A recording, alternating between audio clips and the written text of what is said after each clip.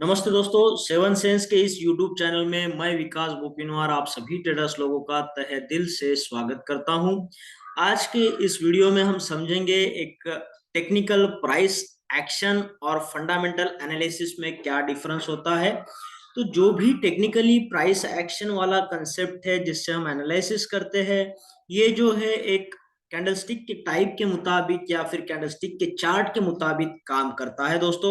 जैसे कभी यहाँ पे देखिएगा आप डब्लू बनता है, ठीक है। डब्लू अगर बनता है, डबल बॉटम पैटर्न जिसे बोला जाता है, तो ये डब्लू बनने की वजह से चार्ट जो है ऊपर की तरफ भागता है दोस्तों, ठीक है। और कभी यम बना तो वो नीचे की तरफ भागता है। जैसे यहाँ पे आप देख सकते हो कि ये देखिए, ये जो है यहाँ पे एम बना हुआ है तो चार्ट जो है यहाँ नीचे की तरफ भागता है ना।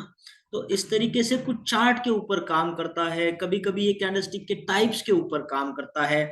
जैसे अगर आप यहाँ पे देखोगे तो यहाँ आप देख सकते हो कि कुछ यहाँ पे एंगल्फिंग टाइप से या जो है चार्ट राइज हुआ है। फिर यहाँ ऊपर से भी एंगल्फ किया गया है रे ग्रीन कैंडल को, तो ये जो बुलिश पैटर्न था उसको चेंज करके मार्केट को गिरा दिया गया है। तो जो भी चीजें चार्ट के बदौलत या फिर कैंडलस्टिक के टाइप के बदौलत चलती है या फिर कैंडलस्टिक के बनने के ऊपर जब चलती है, तो इसे टेक्निकली एनालिसिस बोला जाता है, टेक्निकल प्राइस एक्शन बोला जाता है। अब हम समझेंगे कि फंडामेंटल एनालिसिस क्या होता है। फंडामेंटल एनालिसिस मतलब मार्केट में कुछ न्यूज आई है ना, कुछ बड़ी न्यूज आई है बड़े पैमाने पे, तो वो उसका जो नतीजा होता है उसकी वजह से बहुत ज्यादा इफेक्ट हमें देखने को मिलता है।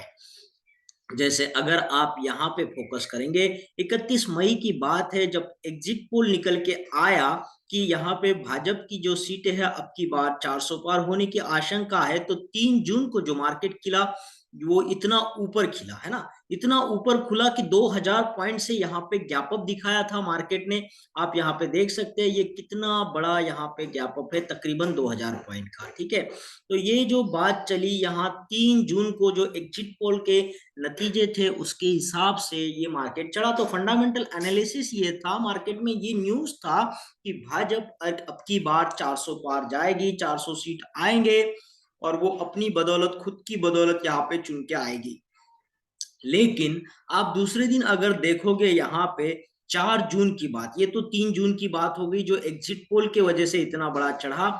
और जो 4 जून की बात करेंगे, जो सवेरे 9 बजे तक तो पूरा जो उनके नो वोट्स थे उनको काउंट किया गया, तो कहीं ना कहीं देखने मिला कि भाजपा की 400 सीटें नहीं है, जैसा बोला जा रहा वैसे नहीं है, नतीजे कुछ अलग ही है एग्जिट पोल से। तो यहाँ पे आप देखेंगे ये तो 2000 से चढ़ा था मार्केट, लेकिन यहाँ पे कहीं ना कहीं 4000 पॉइंट से मार्केट में गिरावट देखने को मिली थी। इतनी बड़ी भी गिरावट 4000 पॉइंट से, तो पहले दिन लोगों ने तो यहाँ पे पैसे बहुत खूब बना लिए थे गैप अप की वजह से। लेकिन दूसरे दिन उनको लगा कि इलेक्शन के नतीजे भी कुछ अलग ही आएंगे, तो इसी के तरह अगर भाजपा चुन के आता तो और मार्केट ऊपर जाता।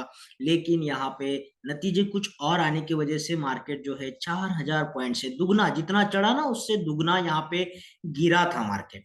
तो ये होता है फंडामेंटल एनालिसिस की मार्केट में यहाँ पे न्यूज के बदौलत क्या चल रहा है उस हिसाब से जब मार्केट रिएक्ट करता है उसको फंडामेंटल एनालिसिस बोलते हैं, जो टेक्निकल एनालिसिस को अपोज कर सकता है। देखिए ये कितना यहाँ पे चढ़ा था और फिर कितना जोर से गिरा है, दोनों जो चीजें हैं फंडामेंटली मार्केट ने उनको रिएक्ट किया है।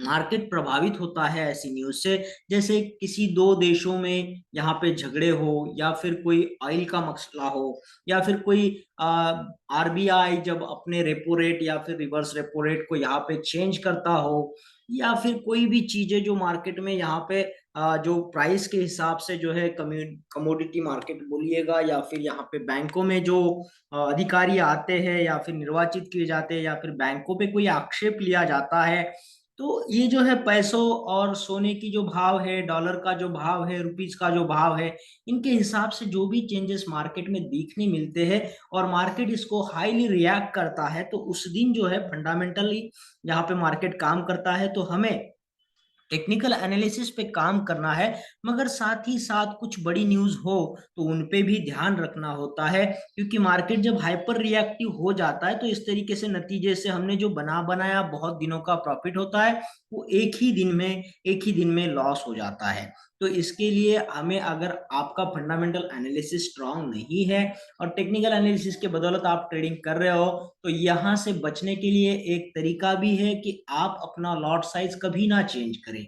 जो लॉट साइज आप हमेशा रखते हैं वही लॉट साइज कांस्टेंट रखें। चाहे आप जितने भी ट्रेड करें, लॉट साइज को कभी ना चेंज करें।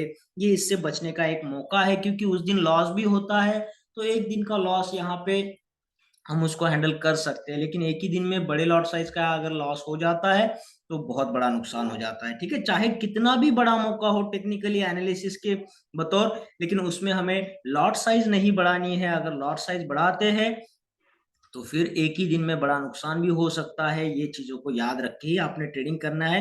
आशा करता हूं आपको इस वीडियो के दौरान जो टेक्निकल एनालिसिस है और फंडामेंटल एनालिसिस है, उसमें जो भी चेंजेस है, जो भी डिफरेंस है, वो कुछ ना कुछ समझ में आ ही गया होगा। और ऐसा हुआ है तो इस वीडियो को लाइक करिए, शेयर करिए और कमेंट बॉक्स में कमेंट जरूर करिएगा दोस्तों।